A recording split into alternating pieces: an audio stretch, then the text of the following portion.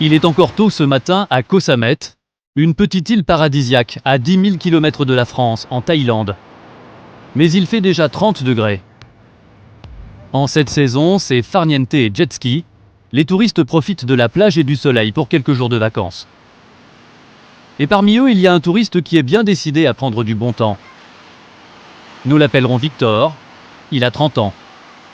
Il y a encore quelques mois, il travaillait en région parisienne. Il était cadre dans l'informatique. Mais son entreprise a fait faillite et il s'est retrouvé au chômage du jour au lendemain. Alors il a décidé de s'offrir un peu de détente.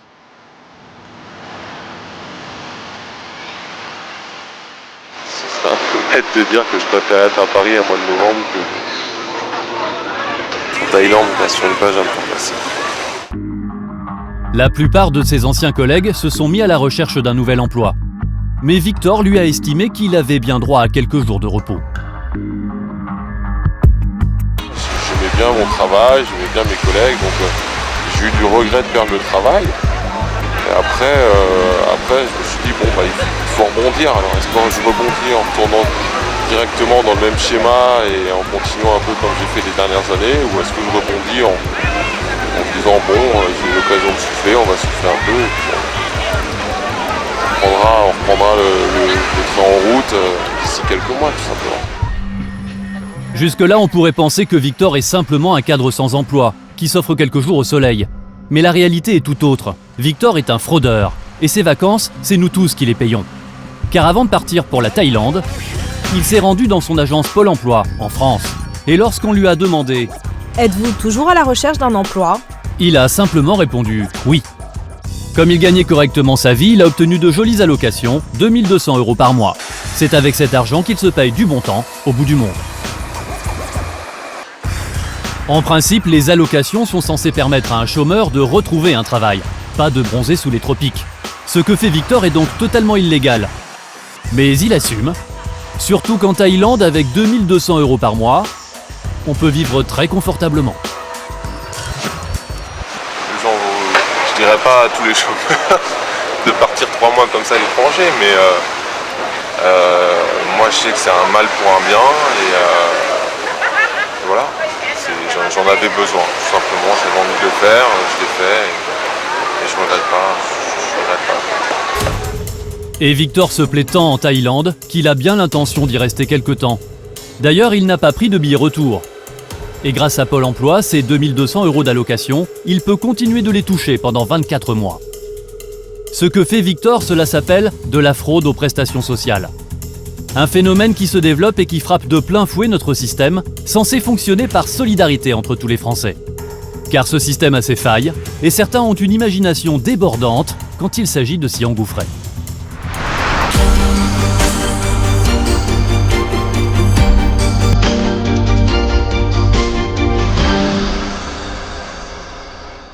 Allocation familiale, indemnité chômage, remboursement des frais de santé. Le modèle social français a la réputation d'être l'un des plus généreux, mais il est aussi la cible de fraudeurs de moins en moins scrupuleux. Selon un rapport parlementaire, le montant de la tricherie a atteint 20 milliards d'euros en 2012, une somme colossale qui a augmenté de plus de 15% en un an. Parmi les allocations les plus fraudées aujourd'hui, le RSA, le revenu de solidarité active. Il est censé profiter aux plus modestes. Mais il est devenu une cible pour des profiteurs qui ne devraient pas y avoir droit. Je suis contrôleur, donc contrôleur, des attestations sur l'honneur, je peux en avoir 100 par jour. Ça pour frauder pour que ce soit. Vous verrez aussi que certains escrocs à Pôle emploi réussissent à détourner les allocations chômage pour être payés à ne rien faire. C'est alléchant de gagner 2 000 € par mois sans avoir travaillé, quoi. Si on nous dit c'est facile, ça marche, ouais, pourquoi pas. Les remboursements des frais de santé par la sécurité sociale sont également victimes des tricheurs. Pour certains, la fraude est quasiment un complément de revenu. Une mutuelle que j'ai eu par le travail. Et je me suis dit à la place de mettre, je ne sais pas combien de lunettes, je vais les rendre. Comme ça, je vais mettre autre chose. Et il n'y a pas que les particuliers qui fraudent. Certains professionnels de santé abusent outrageusement du système. Et leurs méthodes dépassent parfois l'imagination. Comme ces dentistes qui pratiqueraient des opérations inutiles en mettant parfois la santé de leurs patients en danger. En 3 mois, pratiquement 4 mois, il m'avait raboté toutes les dents, dévitalisé toutes les dents, il m'avait mis des bridges, il m'avait fait la mâchoire supérieure et inférieure. Praticien malhonnête, faux chômeur, patron voyou qui pratique le travail au noir. Soit ça se passe bien, soit j'appelle la police. Quelle combine utilisent les fraudeurs pour tromper la vigilance de l'administration? Comment les traquer? Les prestations sociales fonctionnent en principe sur la solidarité. L'ensemble des Français cotisent pour soutenir les plus fragiles, les plus modestes. Par exemple, les allocations chômage. Tous les Français qui travaillent les financent à travers les cotisations prélevées sur la feuille de paye. Et ceux qui les perçoivent, ce sont les chômeurs, soit aujourd'hui environ 3 300 000 personnes. Seule condition, il faut vivre en France et être à la recherche active d'un emploi. L'ennui, c'est que certains réussissent à se faire verser des allocations alors qu'ils ne sont pas réellement en quête de travail. Cette fraude coûte beaucoup d'argent, 76 millions d'euros en 2012, un chiffre en augmentation de plus de 20% en un an. Et pourtant, a priori, vous allez le voir, frauder Pôle emploi, ça peut presque sembler impossible. Nous sommes à l'agence de l'Homme, dans la banlieue de Lille, dans le nord de la France. Et aujourd'hui, Caroline vient s'inscrire comme étant à la recherche d'un emploi. Bonjour madame, Cédric Sléziona. Vous venez avec moi? Mais avant de toucher le moindre centime, Caroline va devoir répondre à un interrogatoire en règle. Vérification d'identité. Alors je vais vous demander l'original de la carte d'identité. L'agent ne se contente pas de contrôler la carte visuellement. Il dispose sur son bureau d'un petit boîtier qui émet des rayons ultraviolets. Comme les policiers. Il peut vérifier qu'il a bien affaire à une vraie carte d'identité. On voit certains points de contrôle qui apparaissent à la lampe à UV. Les initiales RF en bas de la carte. C'est bon, tout va bien. Ça c'est systématique. Il faut impérativement qu'on vérifie qu'on a le bon interlocuteur en face de nous. Ensuite, il y a tout un dossier à compléter. Alors donc, pour quel motif vous réinscrivez-vous aujourd'hui? Élément clé, le salaire mensuel du précédent emploi de Caroline, parce qu'il servira de base au calcul de ses allocations chômage. Et il ne suffit pas de prétendre avoir perçu un gros salaire, il faut en apporter la preuve, en fournissant les anciennes feuilles de paye. Il n'y a rien qui se passe à l'oral, en disant faites-moi confiance, je gagnais 15 000 euros par mois, je vous jure. Il faut que tout soit confirmé par des documents officiels émanant de l'entreprise. Et pas question de truquer les feuilles de paye, car de son côté, l'ex-entreprise de Caroline fournira directement à Pôle emploi une attestation assédique, qui précisera à l'euro près son ancien salaire brut. Quand tous les papiers sont en règle, Pôle emploi va déclencher le paiement des allocations. Ça sera un peu moins de 60% de son ancien salaire, pendant une durée maximum de 2 ans. Bonne journée à vous. Merci. Bonne recherche à vous. Merci. Au vu des contrôles et des doubles vérifications, toucher des allocations de façon illicite semble donc difficile. Mais si l'inscription de départ est très encadrée, ensuite les contrôles sont beaucoup plus faciles à déjouer. Car lorsqu'on ne demande ni conseil ni formation, il n'y a quasiment plus besoin de remettre les pieds à Pôle emploi. Pour toucher les allocations, ça se passe sur Internet, sur le site de Pôle emploi. Cela s'appelle l'actualisation des droits. Après avoir indiqué un numéro et un mot de passe, le chômeur n'a qu'à répondre à quelques questions. Êtes-vous toujours à la recherche d'un emploi? Il suffit de répondre oui. C'est simple, ça ne prend que 2 minutes, c'est purement déclaratif. En principe, l'allocataire s'engage sur l'honneur à dire la vérité. Mais difficile de contrôler les déclarations mensuelles de plus de 3 300 000 chômeurs. Alors certains en profitent pour tricher, en allant parfois jusqu'à vivre confortablement aux frais de la solidarité nationale. Nous voici en Thaïlande, à Koh Samet, un paradis pour touristes. C'est ici que Victor a posé ses valises depuis plusieurs semaines. Il s'est inscrit à Pôle emploi avant de quitter la France et grâce à Internet, il continue de toucher 2 200 € d'allocation chômage par mois, même si c'est totalement interdit. La démarche d'actualisation, il l'a fait, près de la plage, depuis son ordinateur portable. Donc ça c'est un truc que je fais donc, de façon mensuelle, et à jour sa situation n'importe où en fait. Vu que maintenant tout est informatisé, ça ne demande pas non plus une grosse organisation, quoi. Il faut juste un wifi, un ordinateur et voilà, c'est réglé. Et comme il arrive parfois que Pôle emploi procède à des contrôles en France, Victor a pris ses précautions. Il a conservé son appartement à Paris et il le loue à des amis qui surveillent sa boîte aux lettres et donneront l'alerte en cas de problème. Il y a les copains. Les gens qui habitent chez nous actuellement, on les connaît, donc ils mettent le courrier de côté et une fois toutes les 2-3 semaines, on a un ami qui passe, il récupère, un ami de confiance. Et voilà, quand il y a inscrit le ministère des Finances, on sait que c'est un truc qu'il faut ouvrir rapidement, donc ils l'ouvrent, ils nous disent qu'il y a dedans. Le reste, c'est pas important. L'administration française n'a aucun moyen de savoir que le jeune homme est en vacances en Thaïlande avec ses allocations chômage. Victor nous affirme même qu'il a plusieurs amis qui fraudent de la même façon que lui dans d'autres pays. Moi j'ai des amis, je pense qu'ils sont actualisés en Chine, en Colombie, au Brésil, peu importe le pays où on se situe, c'est le principe d'Internet.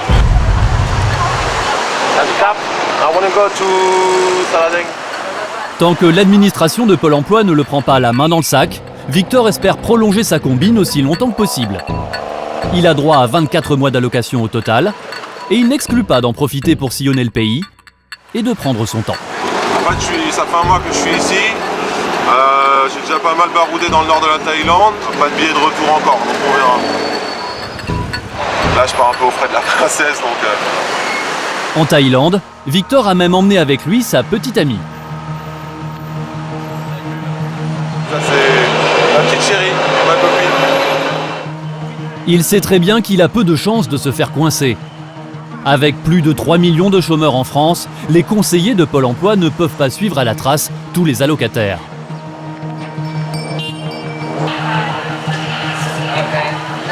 C'est le jeu du chat et la souris.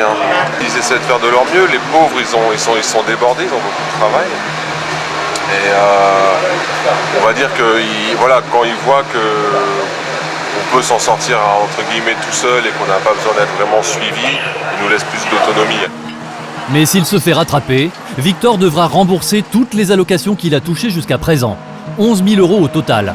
Et il ne pourra plus percevoir aucune indemnité tant qu'il n'aura pas à nouveau travaillé pour cumuler des droits.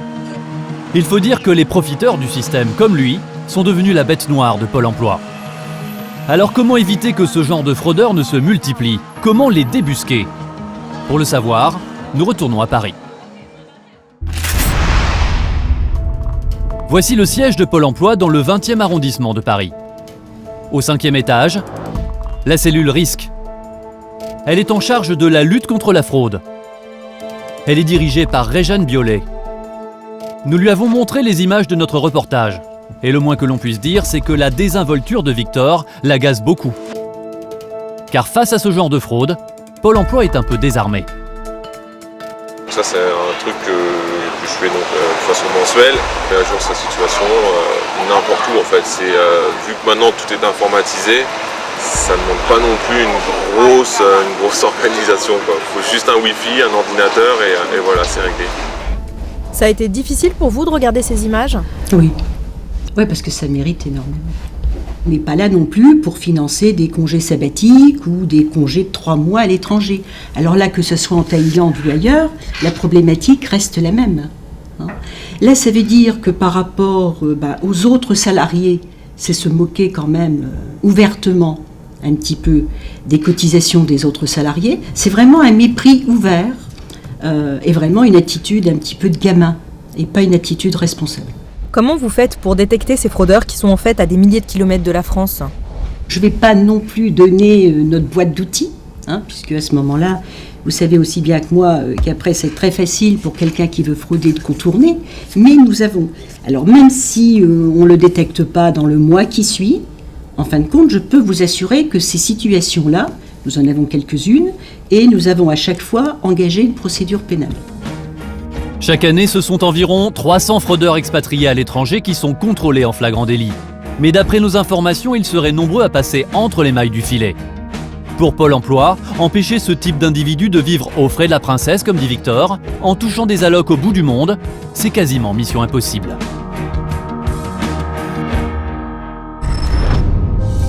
Alors pour renforcer la lutte contre les tricheurs, Pôle emploi s'est doté d'agents spécialisés dans la traque antifraude. Ils sont 130 dans toute la France. Ils cultivent un certain secret, ils n'ouvrent pas facilement leurs portes. mais nous avons obtenu l'autorisation de filmer dans l'une de leurs agences. Nous sommes à Bordeaux, en Aquitaine. Chez Pôle emploi, les spécialistes de la fraude s'appellent des auditeurs. À la tête du service ici, Thierry Biensan. Alors ici, nous sommes en présence donc des 5 auditeurs du service prévention des fraudes donc de Pôle emploi d'Aquitaine. La principale fraude à laquelle sont confrontés les auditeurs, ce sont les chômeurs qui retrouvent un travail, mais qui ne le signalent pas, pour continuer de toucher le chômage. Cela représente plus de 30% des fraudes. Mais vous allez voir que les agents de Pôle emploi ont des moyens efficaces pour les débusquer. Donc ça, c'est du faux aussi. Voilà. Derrière ces ordinateurs se cache une arme redoutable, le croisement de fichiers. Car les limiers de Pôle emploi ont accès à des millions d'informations nous concernant. Les fichiers de la Caisse d'allocation familiale, ceux des assurances maladie, de l'URSSAF, mais aussi nos comptes bancaires et les dossiers du fisc de chaque Français. Difficile de leur cacher quoi que ce soit. Ce jour-là, justement, Thierry Biensan a repéré un cas suspect. Il s'agit d'une femme qui déclare être au chômage, mais en croisant les fichiers, l'auditeur a remarqué une incohérence.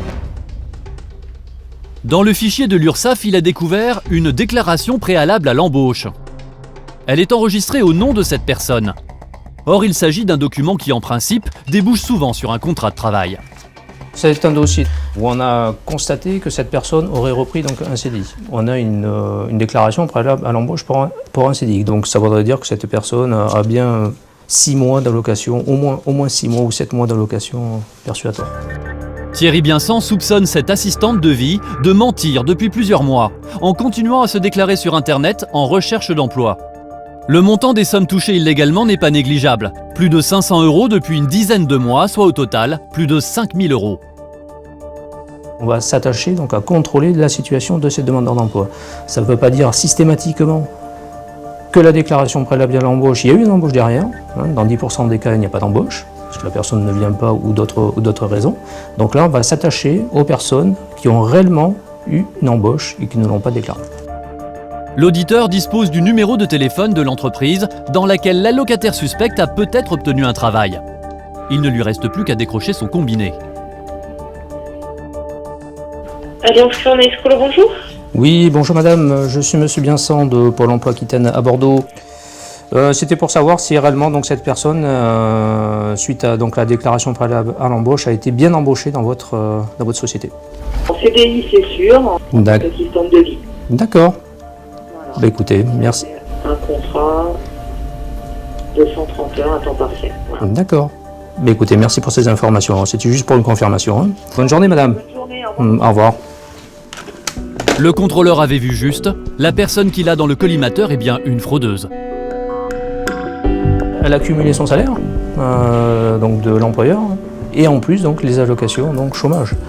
On va radier donc cette personne à partir donc de la date de sa reprise d'emploi et ça va enclencher automatiquement un indu sur toutes les sommes qui ont été versées après cette date.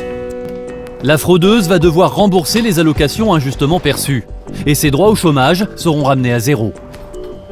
Des auditeurs comme Thierry Biensan, il n'y en a que 129 dans toute la France et la tâche est immense, alors impossible d'espérer coincer tous les tricheurs. D'autant que certaines fraudes sont beaucoup plus complexes, si sophistiquées parfois que vous allez le voir. Elles permettent à leurs auteurs de détourner des millions d'euros. C'est à quelques kilomètres d'Avignon, dans le sud de la France, que la justice a découvert l'une des plus grandes arnaques à Pôle emploi jamais mises au jour. Il y a quelques années, cette maison était l'une des plus belles propriétés de la région. Des volumes impressionnants, un grand salon de réception, une salle de bain de plus de 40 mètres carrés, et dehors, une immense piscine avec jacuzzi, et même une volière qui abritait autrefois des oiseaux rares. Un mât provençal de 300 mètres carrés, estimé à plus de 900 000 €. Et si aujourd'hui la villa est en ruine, c'est parce qu'elle a été saisie par la justice. Son propriétaire, Dominique Rias, est soupçonné d'être le cerveau d'une des plus grandes escroqueries jamais réalisées au détriment de l'assurance chômage. Un casse sans armes, grâce auquel il aurait détourné une somme incroyable, 6 millions d'euros. Et pour cela, il aurait imaginé un stratagème redoutable. Depuis qu'il est poursuivi par la justice, le nom de Dominique Rias sent le soufre. Personne n'aime trop en parler. Mais dans un village voisin, nous avons retrouvé un homme qu'il a très bien connu. C'est un ami d'enfance. Bonjour. Je cherche... Il est là. Bonjour monsieur. L'homme se souvient encore de l'époque où tout le monde enviait Dominique Rias, son train de vie et sa réussite. Très fort, il était charmant comme garçon, enfin, je pense qu'il est toujours, quoi. Il était tombé dans ses dames, il les a toutes, on va dire, quoi, et puis, voilà. Il avait des sous, il avait des belles voitures, et c'était un bon, il payait tout, quoi, c'était... Dans la boîte de nuit, celui qui payait les boîtes de whisky, c'est lui qui payait tout, c'était un bon copain, quoi.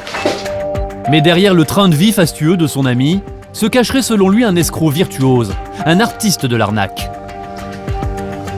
Il y a des projets qui sont super, et puis il vous met dedans, il vous dit qu'il va faire ci, qu'il va faire là, et puis finalement il fait tout basculer, quoi, au bout de 6 mois. C'est ce qu'il a fait, quoi. Ça fait peut-être 10-15 ans qu'il fait cette histoire de société, là.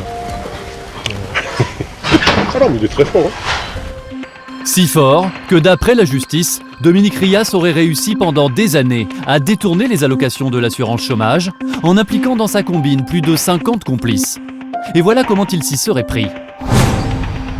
Première étape, il rachèterait des sociétés en difficulté pour des sommes très faibles, souvent même pour un euro symbolique. Par exemple, cette société de restauration rapide, achetée en 2002 à Arles, alors qu'elle n'était plus en activité. Et des sociétés comme celle-là, il en aurait racheté des dizaines dans le sud de la France. Une entreprise de maçonnerie à Nîmes, une agence immobilière à Perpignan, une société d'informatique à Avignon. Au total, plus de 40 sociétés rachetées en 4 ans. Des coquilles vides, sans activité, mais dans lesquelles il aurait placé des employés fictifs. Ces employés fictifs seraient des complices recrutés dans la région. La plupart auraient accepté la combine par appât du gain. Nous avons retrouvé l'un d'entre eux, il avait un poste de gérant. Et il nous confirme qu'il n'était bien qu'un simple homme de paille. Bonjour monsieur. Je pourrais vous parler, je suis journaliste. Vous voulez pas me parler de l'affaire Rias? De la quoi? De l'affaire Rias. Je vous dis, moi j'étais gérant de la société. Ah, c'est vrai. Non. Personnellement, je savais que c'était un embrouilleur, mais moi, comme je l'ai dit, vos histoires de société, je ne veux pas l'entendre parler.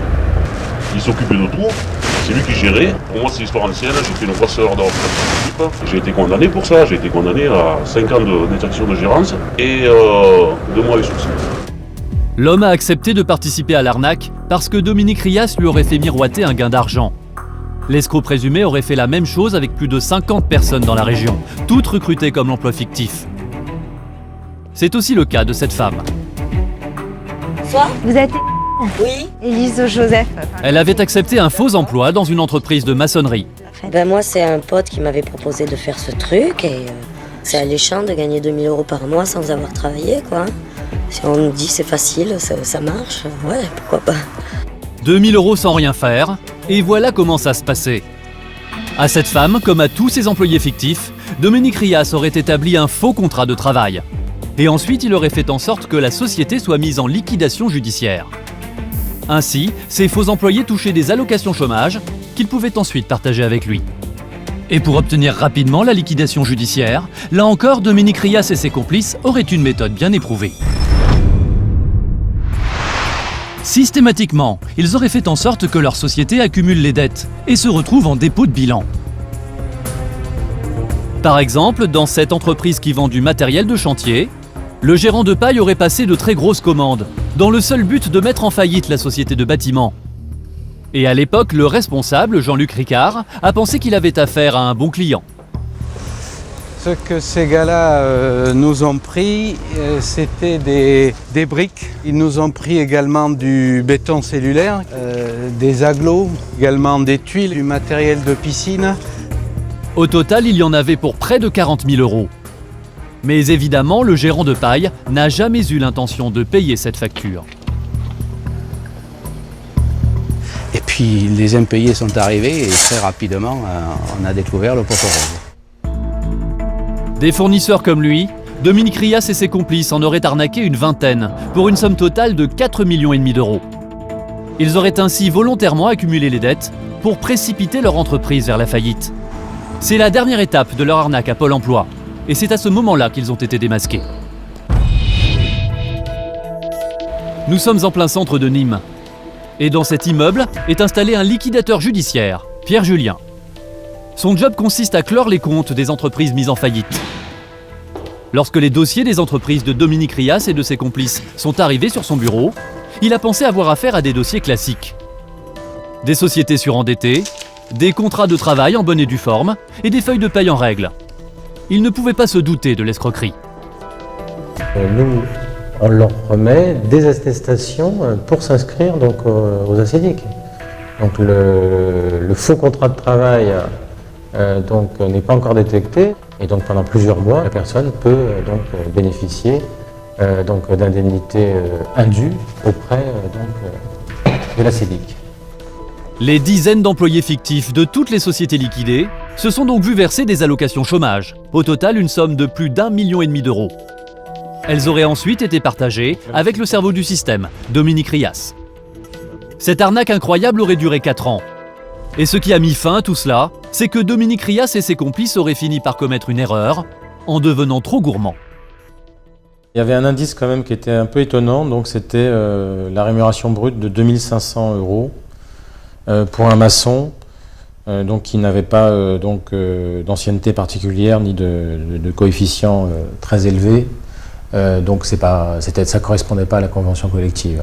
C'est-à-dire on devait être quasiment au double de la convention collective. À ce moment-là, tout a été bloqué et on a pu éviter donc une nouvelle escroquerie. Le liquidateur judiciaire a alerté la police et tout le système Rias s'est effondré. L'homme a été arrêté, ainsi qu'une douzaine de ses complices, dont sa propre épouse. Sa grande villa de Domazan a été saisie par la justice. Elle a été saccagée par des pillards, ce qui explique son état aujourd'hui.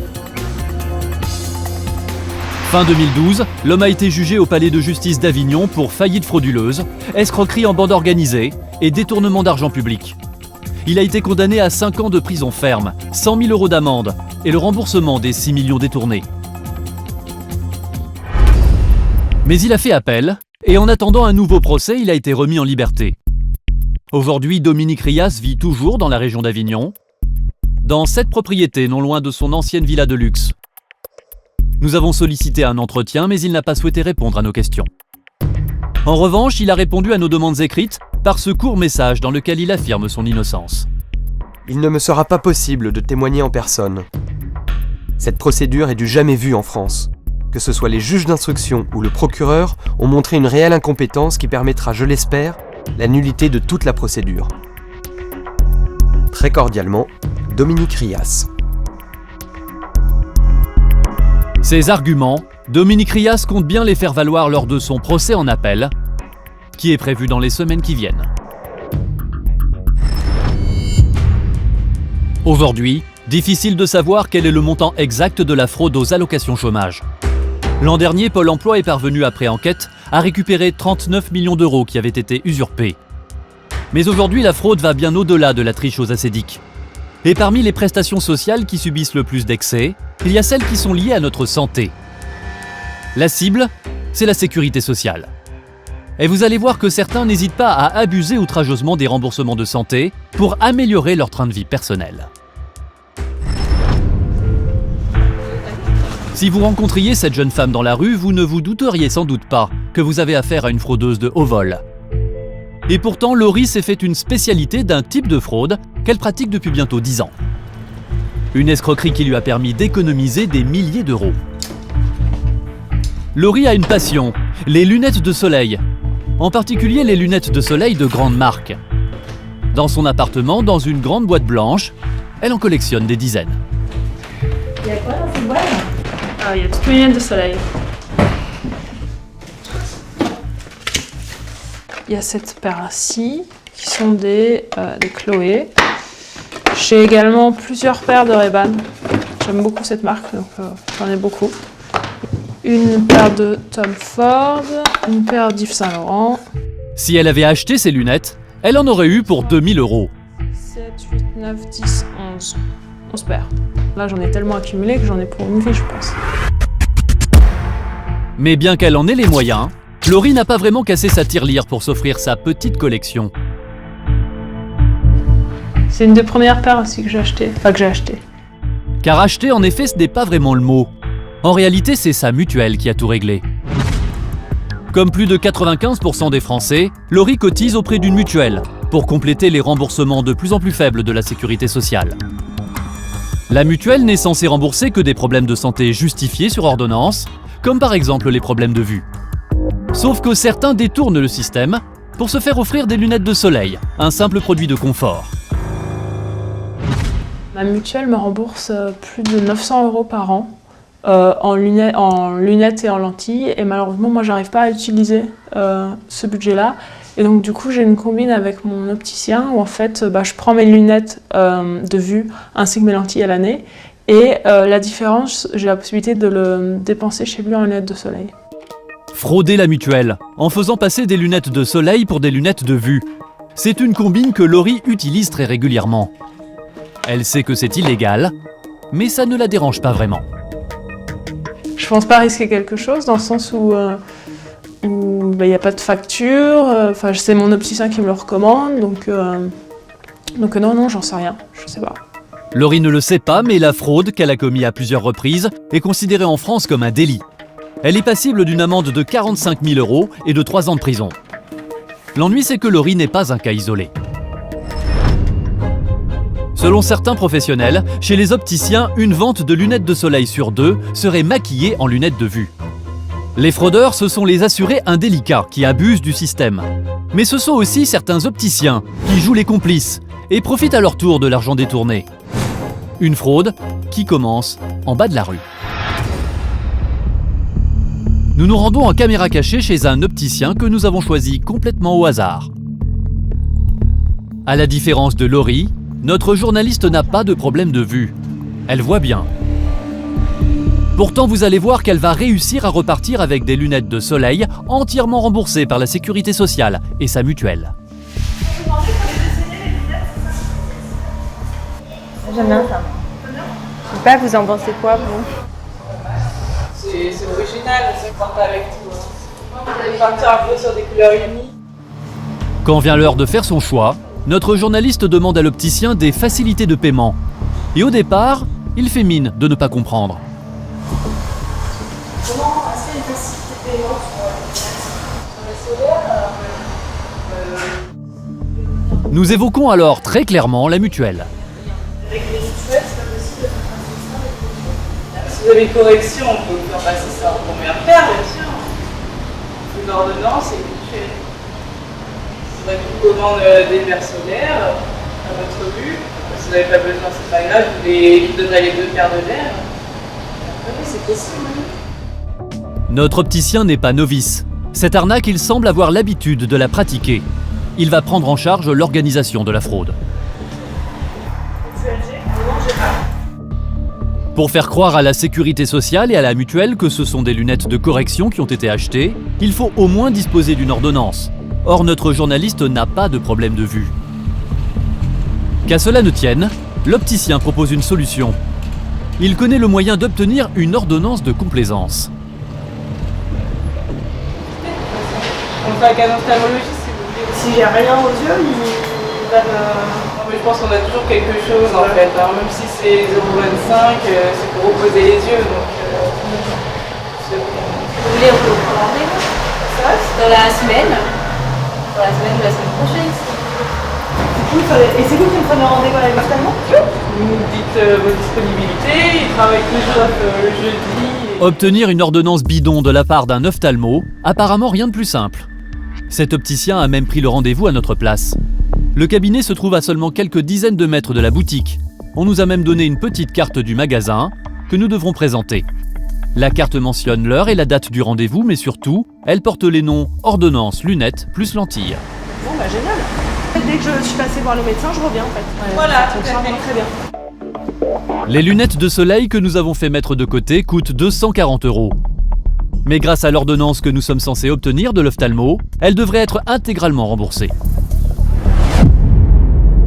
Une semaine plus tard, nous nous rendons chez l'ophtalmologue, munis de notre petit carton. Bonjour. Bonjour. Je suis madame.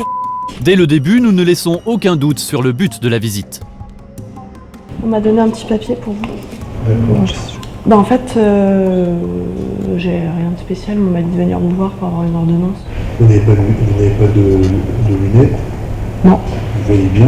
Normalement, oui. Enfin, on m'a jamais décelé de problème particulier. L'ophtalmo va quand même nous faire passer un petit test de la vision. E-R-X-H-N-D. T-O-N-R-L-D-E. Mais pas de problème, nous avons lu toutes les lettres sans difficulté. Le médecin semble ennuyé, mais il va trouver autre chose pour justifier son ordonnance. Vous avez travaillé beaucoup sur l'écran? Si, bah non. Du coup, comme j'ai rien, on mettait quoi sur l'ordonnance? Vous avez une bonne vue. Il y a donc des patients qui ont une bonne vue. On peut leur faire des lunettes de repos pour l'ordinateur. D'accord. Et ça me permet de faire passer sur la mutuelle, même si je vais acheter des lunettes de soleil, ils verront rien. Que gagne ce médecin en délivrant des ordonnances de complaisance? Impossible de le savoir. Mais il a au moins pu nous facturer une consultation à 40 €, qui sera elle aussi intégralement remboursée par la Sécu et la mutuelle. Pour cette ordonnance de complaisance, ce médecin encourt en principe 5 ans de prison et 75 000 € d'amende. Nous retournons chez l'opticien muni de notre ordonnance. Et vous allez voir comment il va s'en servir pour nous fournir des lunettes de soleil pour lesquelles nous n'aurons rien à payer. Oui, bonjour. J'ai un sachet à lunettes. Assieds-moi. Et comme promis, nous allons repartir avec nos lunettes de soleil, sans débourser le moindre centime. Du coup, elle doit faire un truc ou pas? Non, c'est bon. Ça paye 0, donc pas de souci. 0 €, car c'est l'opticienne qui enverra l'ordonnance et la facture à la Sécu et à la mutuelle, qui rembourseront les 240 €. Super,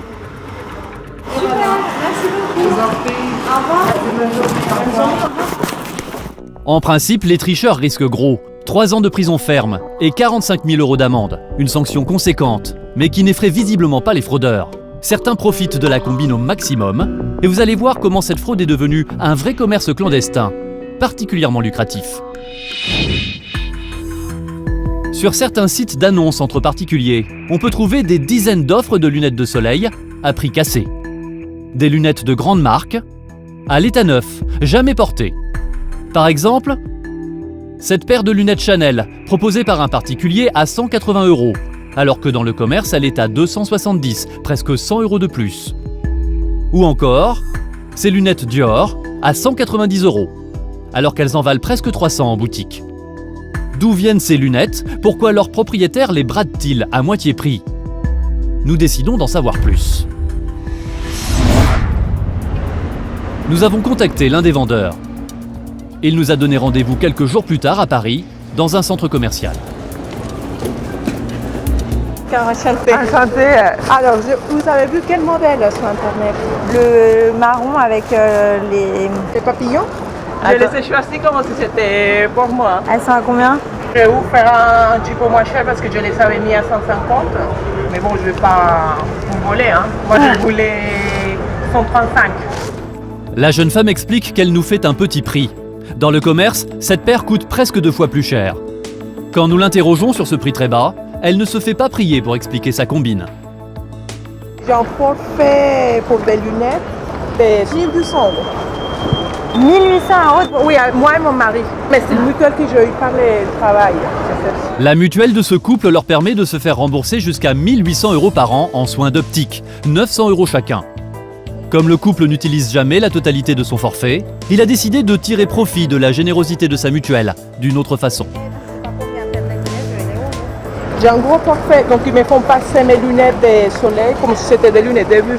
Cette année, je me suis dit à la place de mettre, je ne sais pas combien paires de lunettes, je vais les ouvrir. Comme ça, je m'achète autre chose. Alors ça, c'est pour vous? Merci. Ouais, je donne ça. Cette jeune femme nous avouera qu'elle a acheté 3 paires de lunettes de soleil de marque, remboursées par sa mutuelle, des paires qui ne lui ont rien coûté et qu'elle revend sur le net. Elle compte se faire ainsi autour de 400 € de profit cette année. Un petit commerce illégal mais très rentable, qui serait pratiqué par des dizaines de fraudeurs. Au revoir. L'arnaque aux lunettes de soleil, c'est une combine très répandue. Ce sont les mutuelles qui subissent l'essentiel de l'escroquerie, mais elle vient aussi alourdir le déficit abyssal de la sécurité sociale.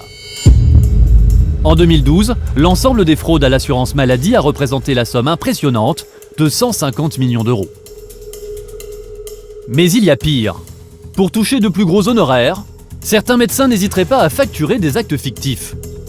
Ou plus grave encore, à tromper leurs patients pour abuser de la Sécu.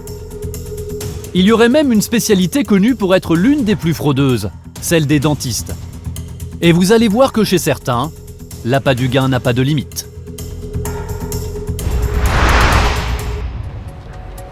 Nous sommes au Palais de justice de Paris. Cette femme, sagement assise sur son banc, est dans l'attente de son jugement. Elle est dentiste et possède un cabinet dans le 8e arrondissement. Mais aux yeux de la justice, elle serait une redoutable fraudeuse. Elle aurait facturé des actes fictifs, c'est-à-dire des actes jamais effectués, dans l'unique but d'alourdir la facture de ses patients, des factures qui étaient remboursées par les mutuelles. C'est d'ailleurs l'une de ces mutuelles qui l'attaque aujourd'hui. La mutuelle que je représente s'est aperçue que l'une de ses adhérentes avait des remboursements de soins dentaires extrêmement élevés et importants, de l'ordre de 5 000 € par mois. Le praticien y allait largement en indiquant qu'elle effectuait tel ou tel soin, ce qui n'était pas le cas. Au total, cette dentiste aurait pratiqué pour 120 000 € de soins fictifs. Elle risque aujourd'hui la prison ferme, d'autant qu'elle a déjà été condamnée pour des faits similaires. L'audience commence, mais seulement quelques minutes plus tard, surprise, les portes s'ouvrent à nouveau. La dentiste ressort libre du tribunal. Elle a obtenu un report de son procès à une date ultérieure, pour une question de procédure. En attendant d'être jugée, elle est libre de ses mouvements et elle peut même continuer d'exercer. Elle est donc retournée à son cabinet. Nous avons voulu vérifier quelles étaient les pratiques de cette dentiste. Nous avons poursuivi notre enquête. Et vous allez voir qu'en attendant son procès, contre toute attente, elle n'a pas mis fin à ses pratiques frauduleuses. Loin de là. Pour bien comprendre comment fonctionne l'arnaque, nous avons décidé de rendre visite à la dentiste mise en examen en prétendant être de simples clients. Mais avant cela, nous commençons par consulter un autre dentiste pour faire un bilan de la santé de nos dents. Bonjour, vous allez bien? Nous avons sollicité le docteur Michel H. Il est dentiste expert auprès des tribunaux. Installez-vous. Il va passer la dentition de notre journaliste au crible. Bon, je dois dire quand même qu'on a affaire à une patiente qui a une jolie denture, globalement. A priori, rien à signaler, si ce n'est une couronne à surveiller. Alors, est-ce qu'il y a la nécessité de la refaire ou pas? On va prendre un fil dentaire qu'on va passer au niveau des points de contact. Et là, on voit que le fil dentaire claque et ressort sans être effiloché, donc c'est parfait, il n'y a absolument pas de souci. La couronne est en bon état. À part un détartrage, aucune intervention ne semble nécessaire. En principe, en nous rendant chez n'importe quel dentiste, nous ne devrions pas en avoir pour plus de 29 €. C'est le prix d'un détartrage au tarif Sécu. Merci beaucoup. Au revoir. Mais vous allez voir qu'avec la dentiste mise en examen pour escroquerie, nous allons avoir droit à un bilan médical bien différent.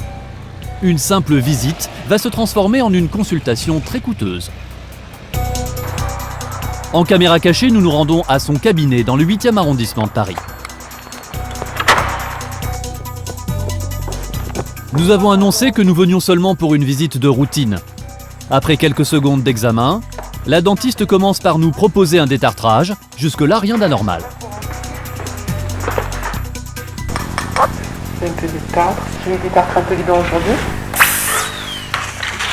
Mais après le détartrage, la dentiste ne semble pas en avoir terminé avec nous. Elle souhaite procéder maintenant à une radio panoramique de notre dentition.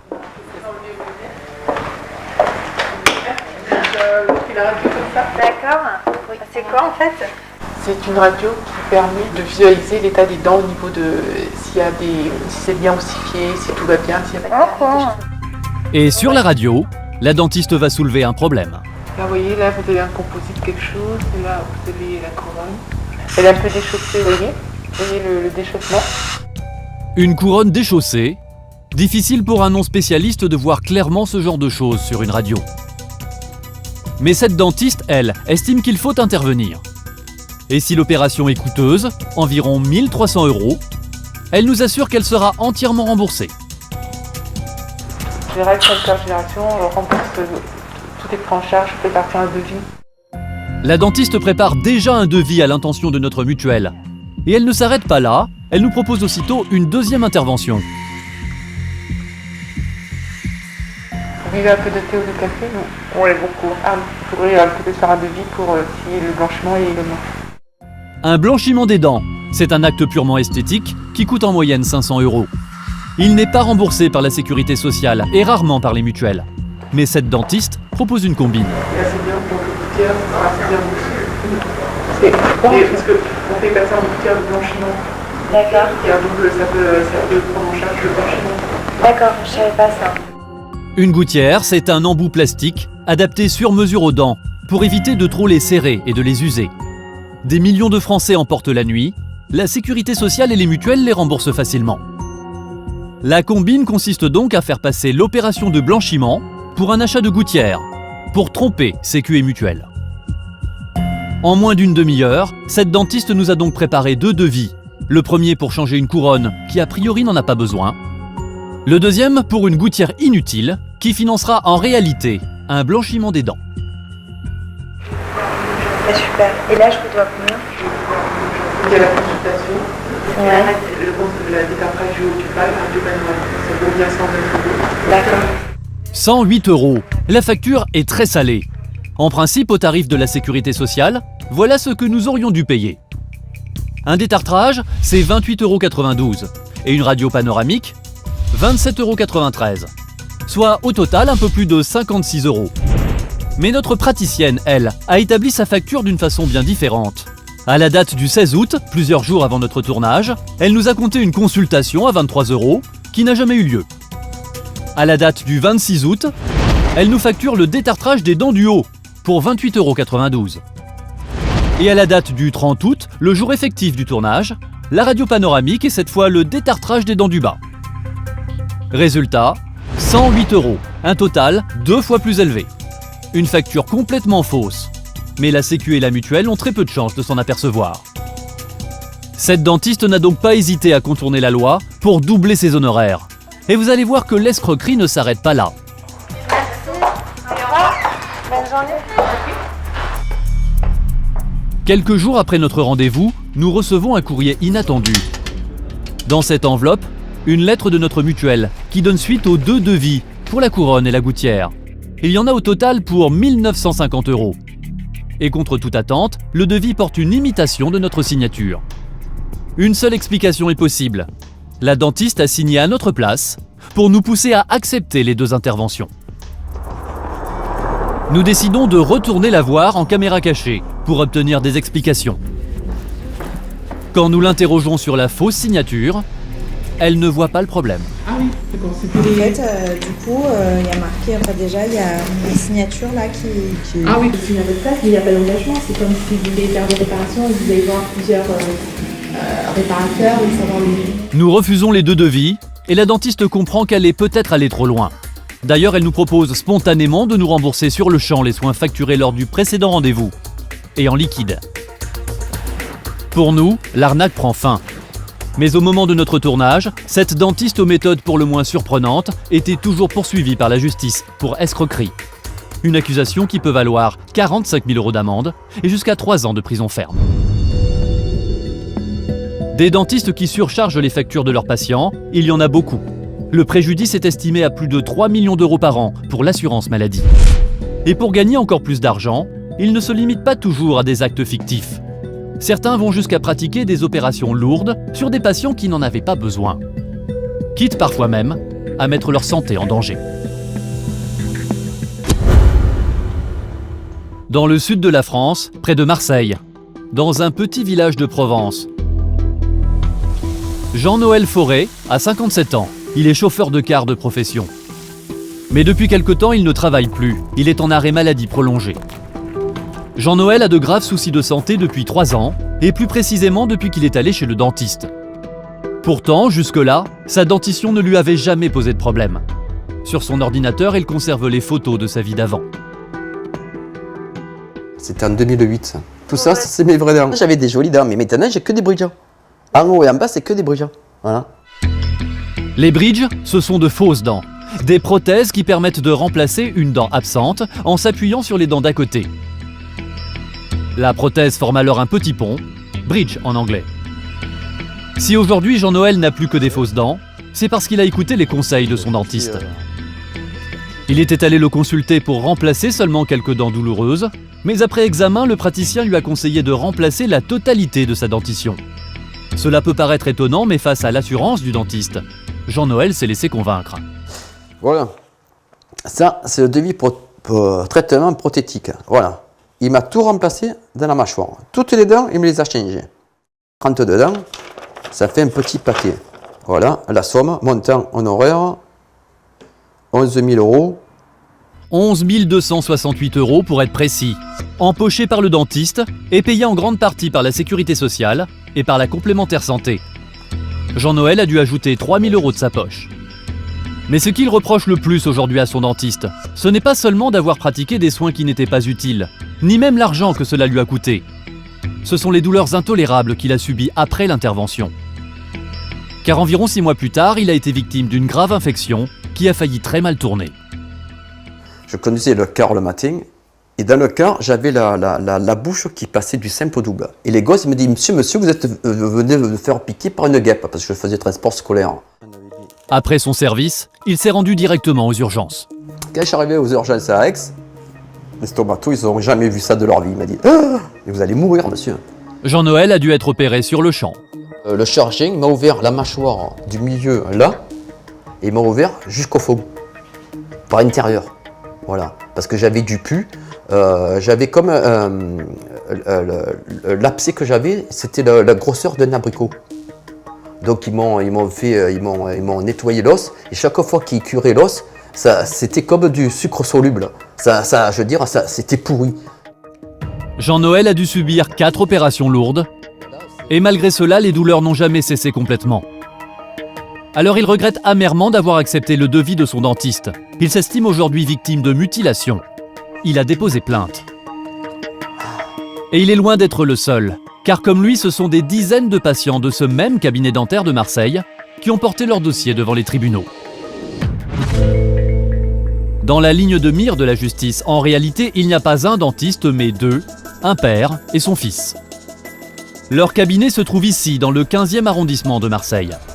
Il a été fermé, les 2 hommes sont mis en examen.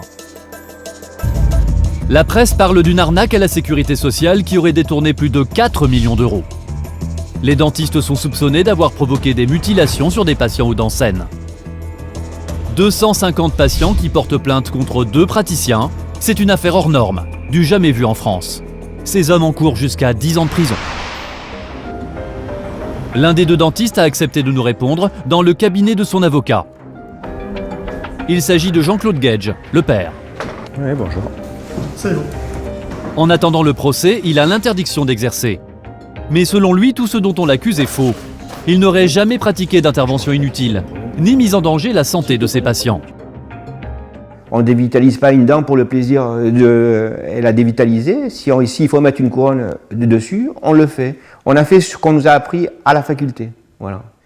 Bon, écoutez, je suis diplômé de 1974. Mes acquis, ils me font dire que lorsqu'on dévitalise une dent, la dent est fragilisée. La meilleure façon de conserver la dent est de la couvrir. Quant aux millions d'euros qu'on l'accuse d'avoir détournés dans le cabinet qu'il tenait avec son fils, là aussi il conteste formellement. J'ai gagné ma vie, j'ai ma maison, oui d'accord, mais franchement j'ai pas fait fortune quoi. J'ai pas fait fortune. J'ai pas accumulé de l'argent, j'ai pas... Oui, on m'accuse d'un détournement de 4 millions d'euros, attendez, ils sont passés où? J'imagine que l'enquête a dû aller à l'étranger, chercher des comptes et tout, et qu'ils n'ont rien trouvé, puisque je n'ai rien du tout. Donc vraiment, c'est une injustice totale. Injustice totale. Il crie à l'injustice, et pourtant donc il y a 250 patients face à lui. Et parmi ceux qui l'accusent, il y aurait une majorité de patients vulnérables, et aujourd'hui traumatisés, qui estiment avoir été totalement manipulés.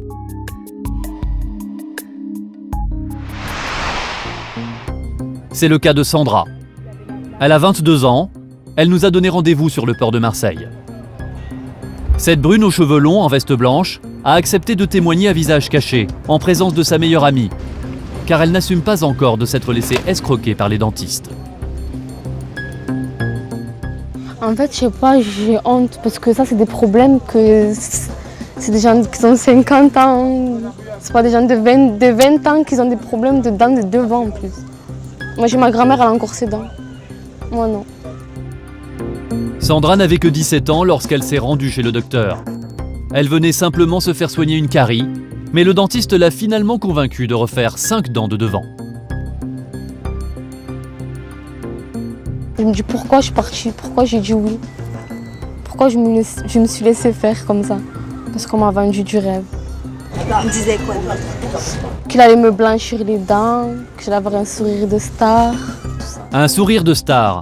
Et si Sandra s'est laissée convaincre, c'est aussi parce que, le dentiste le savait, elle n'avait rien à payer, car elle n'est pas n'importe quelle cliente.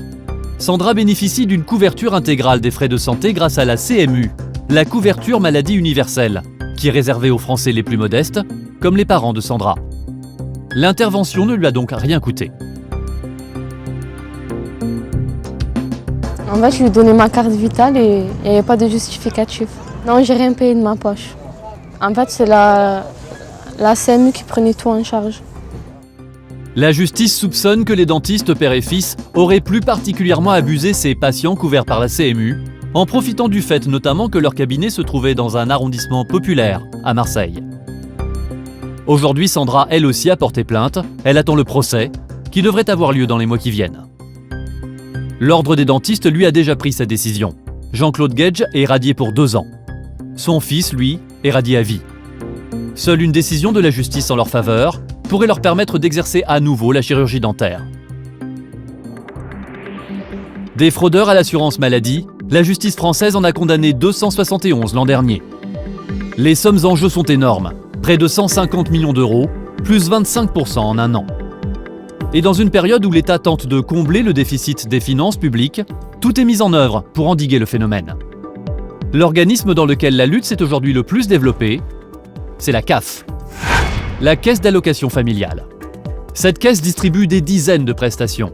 Les allocations familiales bien sûr, mais aussi les allocations logement et surtout le revenu de solidarité active, le RSA. Cette allocation, c'est un complément de revenu pour les plus modestes. Elle peut aller jusqu'à 500 € pour une personne seule et sans ressources. Et aujourd'hui, le RSA est devenu l'allocation la plus fraudée de France. Alors pour les agents de contrôle de la CAF, la traque aux tricheurs est devenue une priorité. Marie-Christine est une sorte de détective, une détective au service de la CAF. Sa mission, débusquer les fraudeurs. Son terrain de chasse, le centre de Paris. Des arrondissements très chics. Et contrairement à ce qu'on pourrait croire, les fraudeurs y sont aussi nombreux qu'ailleurs. Dans ce quartier par exemple, Marie-Christine est sur la piste d'un allocataire suspect.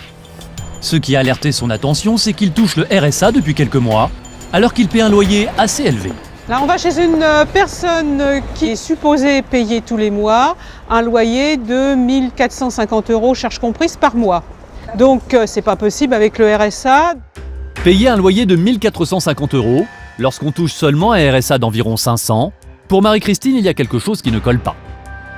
La détective de la CAF est convaincue que le jeune homme a menti dans ses déclarations. Il déclare être seul, être séparé de son ami depuis 2 mois avant. Donc c'est quand même surprenant. Ce que soupçonne Marie-Christine, c'est que le jeune homme vit toujours en couple et que c'est sa compagne qui paye le loyer, car elle gagne correctement sa vie. Le jeune homme aurait menti parce qu'en vivant en couple avec une salariée, il n'aurait pas droit au RSA. Attendez, je vais regarder si c'est... Ouais, c'est... Alors ce matin, elle a décidé de sonner à l'improviste au domicile du demandeur pour vérifier s'il vit bien seul comme il le prétend. Mais problème. Donc je ne peux pas rentrer dans l'immeuble parce que c'est un code magnétique. Donc je vais faire une enquête auprès du voisinage pour éventuellement avoir le code. Marie-Christine se renseigne donc dans les commerces voisins. Bonjour monsieur, excusez-moi de vous déranger, je suis agent de contrôle à la CAF. Est-ce que vous avez le code pour rentrer au... 46. 46. Merci monsieur, bonne journée. Mais Marie-Christine n'est pas au bout de ses peines. Car à l'intérieur, sur l'interphone, aucun nom. Le contrôle à l'improviste tombe à l'eau. Elle n'a pas d'autre choix que de prévenir le demandeur de sa présence. Oui, bonjour monsieur, je me présente, je suis Madame Francini, agent de contrôle à la caisse d'allocation familiale. Je suis dans votre immeuble parce que je souhaite vous rencontrer dans le cadre de votre demande de RSA. Je suis pas chez moi. Vous n'êtes pas chez vous? Ah bah non, je fais des visites à l'improviste, c'est pour ça. Le jeune homme affirme être chez un ami. Marie-Christine devra repasser un autre jour. Est-ce que lundi, vous pouvez être à votre domicile? À quelle heure? Alors, bah écoutez, vers 10h, est-ce que c'est possible? 10h du matin? Oui. Normalement, c'est possible pour moi. On fait comme ça. Voilà. Merci monsieur et bonne journée, au revoir. Marie-Christine prend un risque, car ce contretemps pourrait permettre à la personne de faire disparaître toute trace de sa vie de couple dans l'appartement. Oui, elle peut avoir tout fait le ménage, mais quelquefois j'ai quand même un peu de métier, puisque je fais ça depuis bientôt 20 ans. Donc quelqu'un qui vit réellement seul, il y a quand même des indices. Et en attendant, Marie-Christine va poursuivre son enquête. Car il y a un moyen de savoir si le jeune homme vit vraiment seul. Bonjour! C'est tout simplement de vérifier s'il paye son loyer lui-même. Marie-Christine va contacter la propriétaire de l'appartement pour éclaircir la situation.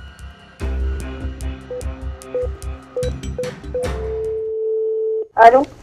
Oui, bonjour madame, excusez-moi de vous déranger. Je vous téléphone au sujet de votre locataire. Elle ne vous a pas donné congé des lieux? Non. Je voudrais savoir si elle paye son loyer. Ah oui, oui. Ah d'accord, elle paye toujours son loyer. Ah mais absolument. Il n'y a pas de souci. Et elle le fait par virement bancaire, tous les mois? Tous les mois. Bon, bah écoutez, c'était tout ce que je c'était tout ce que je voulais savoir. Oui, oui, oui, il n'y a aucun problème. Il n'y a aucun problème. Je vous remercie madame. Bonne fin de journée, au revoir. Au revoir madame. Difficile d'imaginer que la jeune femme continue de payer le loyer si elle ne vit plus dans l'appartement avec le jeune homme. Pour Marie-Christine, il n'y a plus de doute. Il nous a menti. Il a fait à la CAF une déclaration de séparation, enfin une rupture de concubinage, pour obtenir le RSA pour une personne seule.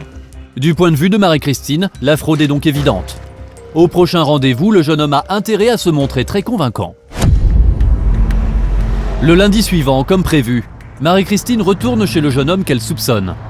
Elle espère obtenir cette fois des aveux, et pour cela, elle a sa méthode. C'est d'arriver détendu, pas parce que j'ai remarqué si vous arrivez style vos papiers, les gens se braquent, donc c'est pas bon. Donc ma stratégie c'est de ne pas prendre les gens en défaut, de ne pas les braquer, mais d'arriver à ce que je veux. Cette fois, pas de problème de digicode, ni d'interphone. D'ailleurs, la locataire est là, il est venu la chercher en bas. Mais il refuse d'être filmé, alors nous utilisons une caméra cachée. Alors, que je vous explique pourquoi je viens. Vous habitez toujours dans la même pièce, donc qu'est-ce qu'il peut, moi, me dire? Ah bah ouais, ok, il a le droit au RSA, il est vraiment réellement séparé de son ami. Parce que je suis contrôleur, donc contrôleur, des attestations sur l'honneur, je peux en avoir 100 par jour, des attestations sur l'honneur. Des attestations sur l'honneur, vous pouvez me dire, je ne vis plus avec mon ami, qu'est-ce qu'il peut me dire qu'il n'y a plus de concubinage? Face à la contrôleuse, le jeune homme a bien du mal à justifier cette séparation un peu particulière. Concrètement, je ne peux pas vous avancer quoi que ce soit. Cette situation-là, ce ne sera pas une situation dans ma vie longue. Je ne veux pas que ça dure comme ça. Tant qu'à faire, moi, si ça tient qu'à moi, je me remets avec elle. Si ça tient qu'à moi, c'est ça l'idée. Je me remets avec elle tout de suite maintenant. Et plus jamais, en fait, j'aurai besoin de... Enfin, concrètement, je ne suis pas dans une situation où je suis content, là. Il affirme donc qu'il est bien séparé de sa compagne et qu'il n'est hébergé ici que provisoirement. Il dormirait sur le canapé. Mais Marie-Christine reste dubitative. Comment vous faites au niveau, je sais pas, de la nourriture, comment vous faites? Vous payez votre nourriture, J'ai un peu de chance d'avoir donc ma mère qui fait des bons voilà, et que je sais faire des pâtes. Le jeune homme n'est pas franchement convaincant, d'autant que cette situation provisoire dure en fait depuis 8 mois. Alors Marie-Christine va lui poser une dernière question. Est-ce que vous avez fait une demande de relogement auprès de la ville de Paris? De relogement? Ouais. Non. Vous dites que vous êtes- Le jeune homme n'a fait aucune recherche de logement, alors qu'il est hébergé gracieusement par son ex-compagne. Cette fois pour Marie-Christine, l'histoire est vraiment difficile à croire. Pour moi, c'est une fraude, au sens où il a déclaré être isolé au niveau des prestations familiales, et en fin de compte, il n'est pas isolé. Je pense qu'il continue à vivre avec son ami et avoir demandé le RSA, puisqu'effectivement, s'il avait maintenu un concubinage, il n'aurait pas eu le droit au RSA. Pour Marie-Christine, dossier classé. Le jeune homme va devoir rembourser les 2593 € de RSA qu'il n'aurait jamais dû toucher selon elle. Il apprendra la mauvaise nouvelle par courrier, quelques jours plus tard. La fraude à la caisse d'allocation familiale est estimée à près de 110 millions d'euros chaque année. Et si le plus souvent les tricheurs détournent de petites sommes, la CAF est régulièrement confrontée à des escrocs capables d'aller beaucoup plus loin. Déclarations mensongères, faux papiers d'identité et à la clé procès au pénal. Des fraudeurs quasi professionnels.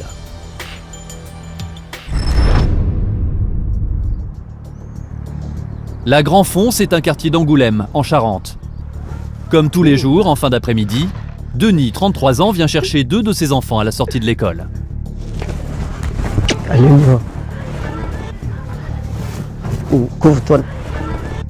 Un papa soucieux de la bonne éducation de ses enfants et qui s'inquiète de savoir s'il y a des devoirs à faire ce soir. Il te reste quoi à faire? Quoi comme exercice?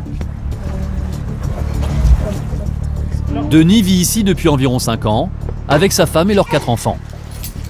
Bonsoir tout le monde. Bonsoir. Ils habitent ce logement social, un 4 pièces confortable mais qui ne respire pas le luxe.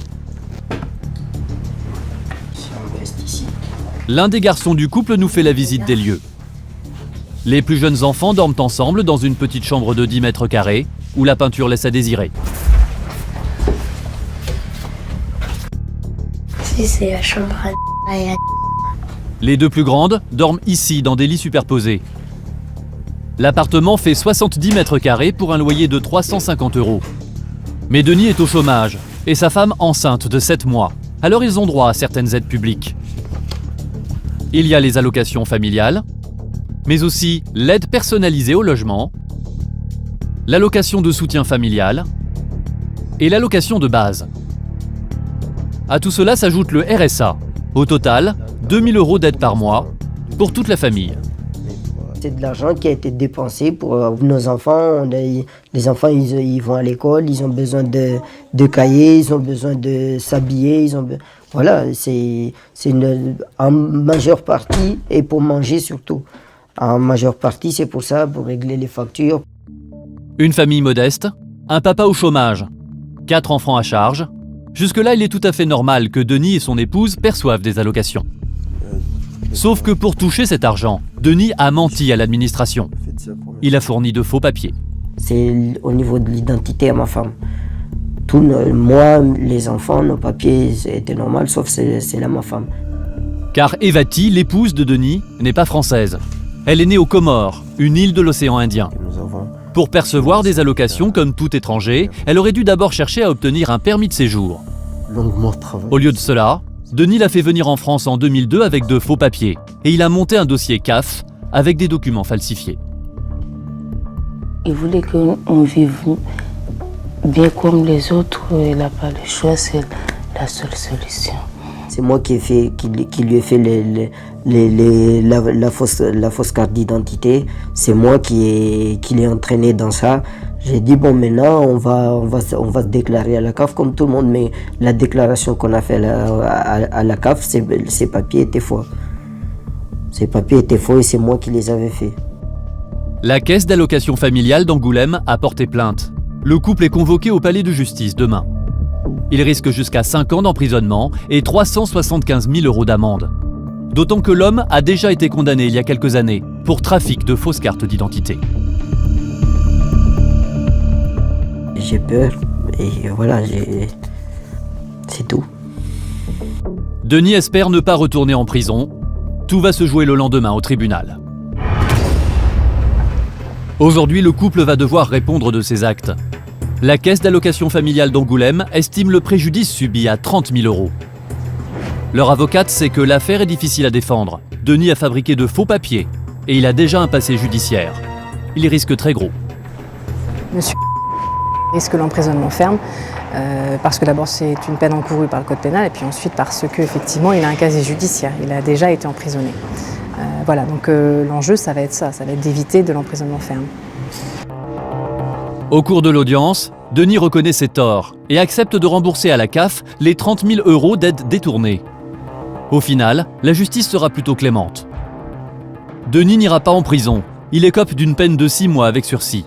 Son épouse est condamnée à 1 mois avec sursis.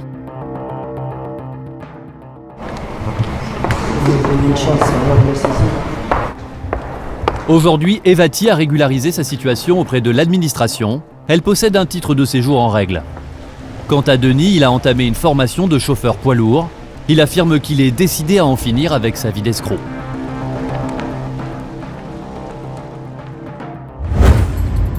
Que les tricheurs s'attaquent à la caisse d'allocation familiale, au remboursement de santé ou aux allocations chômage, au final, c'est toute la collectivité qui paye.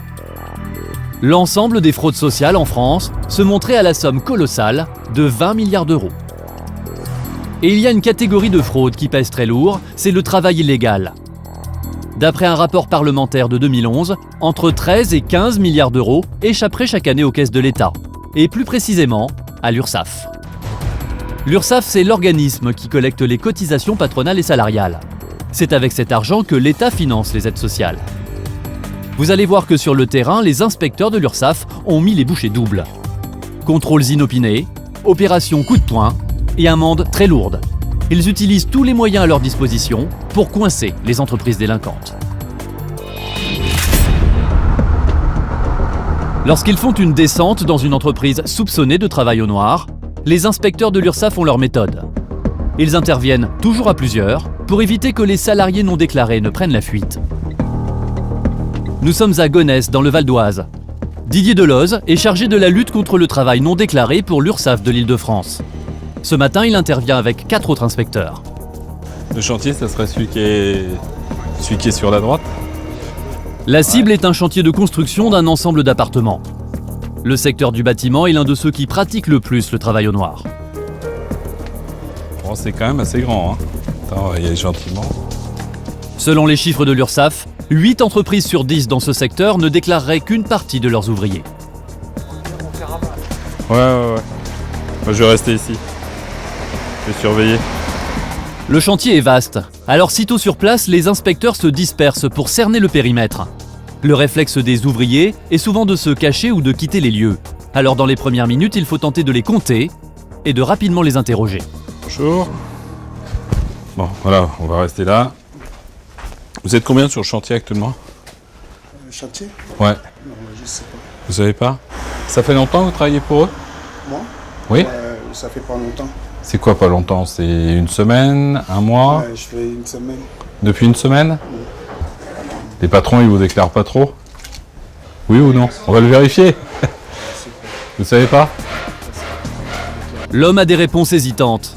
Aux yeux de Didier Deloz, sa situation n'est pas très claire. Mais le plus inquiétant, c'est qu'il semble chercher une façon de se soustraire au contrôle.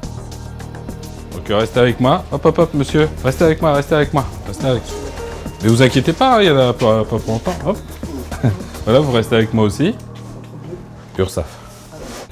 Pour le contrôleur, la seule façon de prendre la mesure de la fraude, c'est de répertorier les ouvriers et d'enregistrer leurs témoignages. Et vous êtes de quelle entreprise, vous?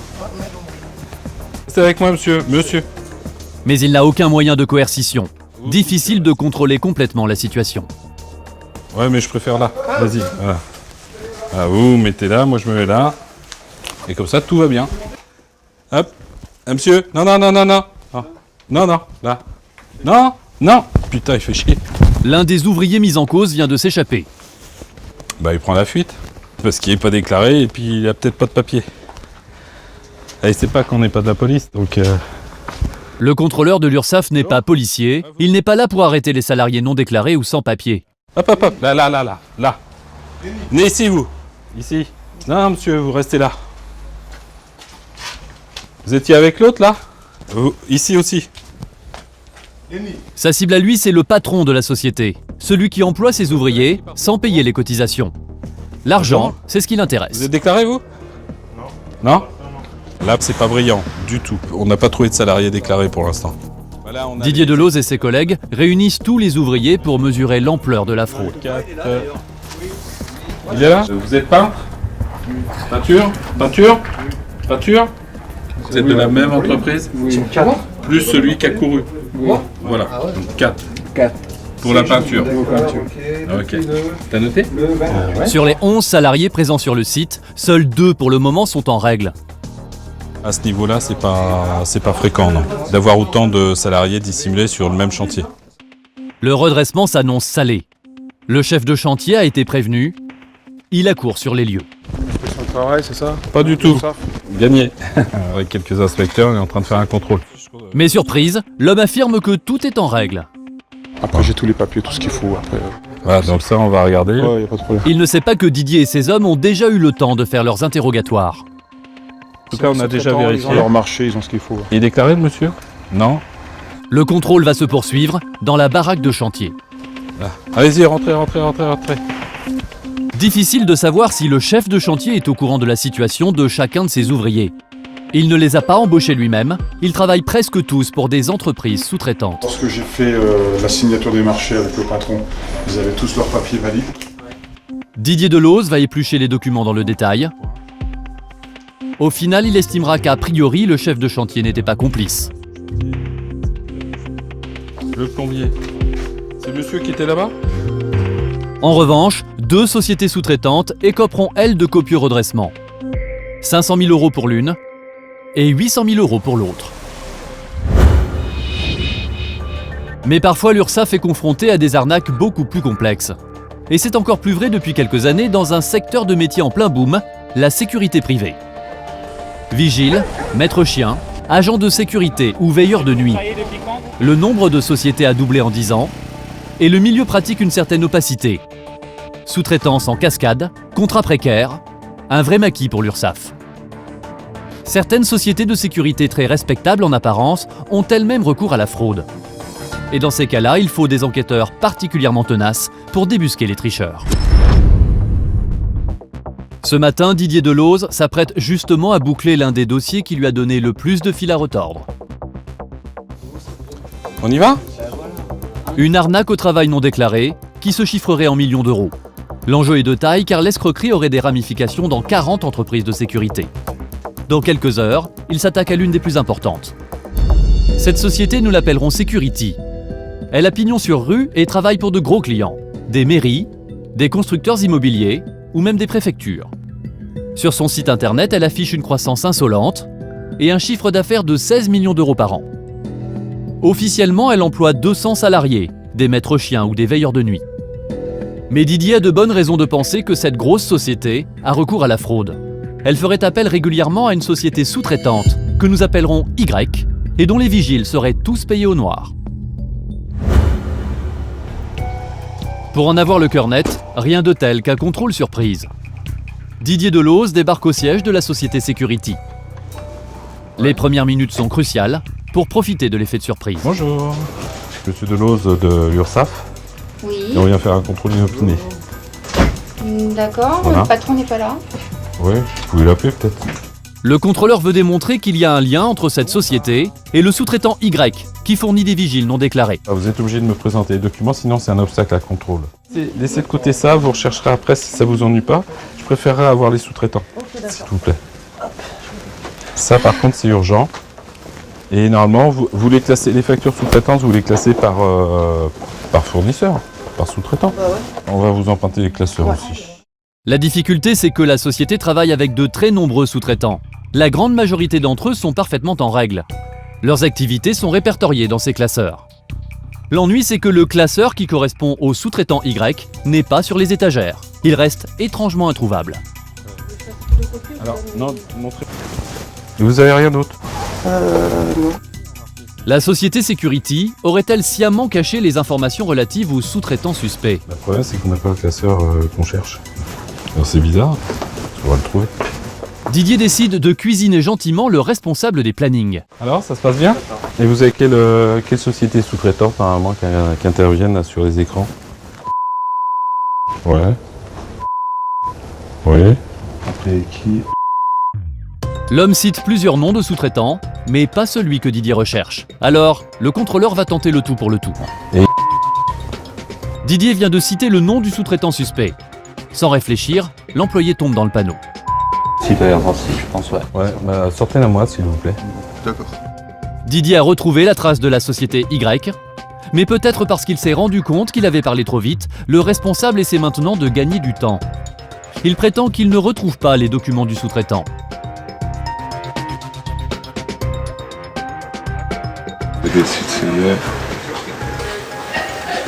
Ils sont sur plein de sites. Ouais, je pense, ouais. Bah ouais. Ah bah allons-y, hein, on va faire un à un.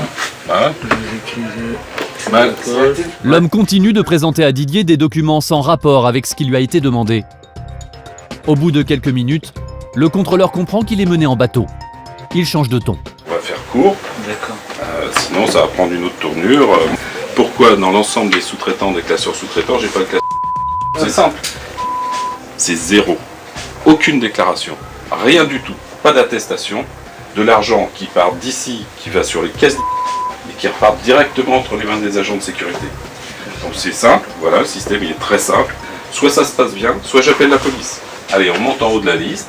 En haut de la liste, Didier a repéré une ligne qui ne porte pas de nom. Celui-là, il n'y a pas de nom. Celui-là, je sais pas si c'était comme ça, donc on a toujours suivi Ah ouais. critère-là. Ah ouais. Moi je sais pourquoi. Didier a compris. Dans les plannings, le sous-traitant suspect n'est jamais nommé expressément. Le nom de la société est laissé en blanc. Alors le contrôleur va faire imprimer tous les plannings suspects et il va procéder cette fois à un interrogatoire en règle du responsable. Car visiblement l'homme en sait beaucoup plus qu'il ne veut bien le dire. Il faudrait votre pièce d'identité s'il vous plaît. Vous l'avez me permis. Le contrôleur veut obtenir le nom des responsables du sous-traitant suspect et leur numéro de téléphone. Mais l'homme n'est toujours pas coopératif. Au lieu de lui donner les coordonnées demandées, il lui présente une excuse surprenante. Il n'est pas joignable. Et lui, quand il m'appelle, c'est le numéro masqué. Le numéro de téléphone, vous l'avez? J'ai changé de téléphone. D'accord. Donc Vous après, avez une liste? j'ai une liste, mais voilà, j'ai pas. C'était plus. Non, c'était dans le téléphone. Moi, Uniquement? Ouais, c'est juste sur le téléphone. Donc après. À l'en croire, l'homme aurait donc égaré tous les numéros des vigiles non déclarés à l'URSSAF. Tac, tac. Je vous laisse relire. Fin de l'audition, mais pas de l'enquête. Grâce au planning qu'ils ont pu récupérer, les contrôleurs connaissent maintenant le nom des agents qui font l'objet d'une fraude, et même les sites sur lesquels ils travaillent ce jour-là. L'opération de l'URSSAF va se poursuivre sur le terrain. Alors là, on se rend sur un site qu'on vient d'identifier chez le donneur d'ordre, où actuellement travailleraient 3 agents de sécurité qu'on souhaite auditionner pour établir finalement qui est leur véritable employeur.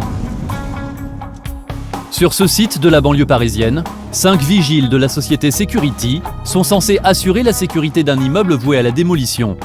3 d'entre eux ne seraient pas déclarés.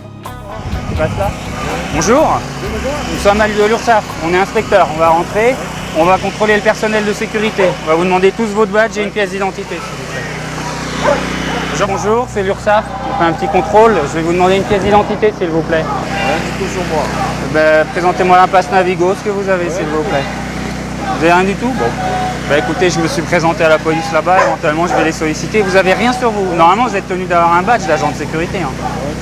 En fait, un seul des agents présents sur le site possède un badge officiel en bonne et due forme. Et si tous ces hommes portent des parkas au nom de la société Security, dans les faits, seulement 2 ont été déclarés à l'URSSAF. Les 3 autres ont donc probablement été recrutés par le sous-traitant Y et payés au black, même s'ils prétendent le contraire. Et vous, monsieur, vous travaillez pour quelle société? Qui c'est qui vous paye surtout, c'est ça Vous avez un bulletin de salaire? Non, j'ai commencé ce matin pour 3 jours. Pas de badge, pas de feuille de paye et pas de déclaration. Pour les inspecteurs, la preuve de la fraude est faite. La société Security risque maintenant un redressement très lourd. Car dans ce genre de situation, l'administration n'est pas tendre avec les sociétés qui fraudent à grande échelle.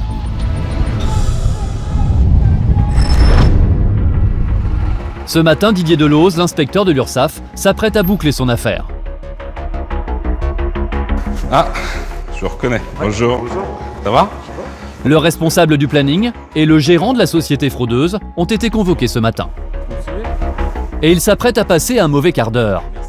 car le montant de la fraude chez Security s'élève à 1 800 000 €. Ils savent que la société n'a pas les reins assez solides pour rembourser, ils risquent de tout perdre. Donc ce qu'on a pu constater hier confirme nos soupçons.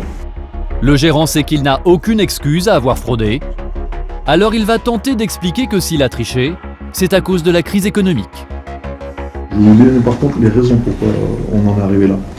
En fait, aujourd'hui, on est dans un secteur de la sécurité qui est un secteur très très difficile, comme pas mal de secteurs. C'est pas comme dans un resto, on y va, on mange, on paye. Mais chez nous, c'est pas comme ça. La plupart des clients, la moyenne, nous payent entre 90 et 120 jours. 90 et 120 ? Ouais. Les contrôleurs de l'URSSAF écoutent poliment.